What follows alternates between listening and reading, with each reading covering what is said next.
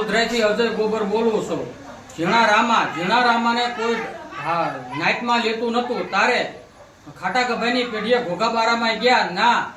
ઘોઘા શેરા, ખાટા ગભા, સુરા ધમા, ઘોઘા મંજી બસુ, પછી ઉકા રૂપા, એવા પ્રતાપ ફલજી, એવા ઘણા ખારા નાખેલા મોટા હતા ના.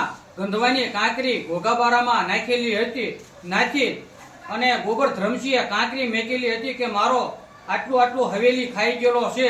જાણા રામા ના સુરા ધમાએ ખાટા ગભાએ બધી સર્વ નાચે એને કાંકરી આપેલી છે કે આનો ન્યાય તારે અહીંયા આ પેઢીએ આવી અને તારા વખો પાડી દેવાનો.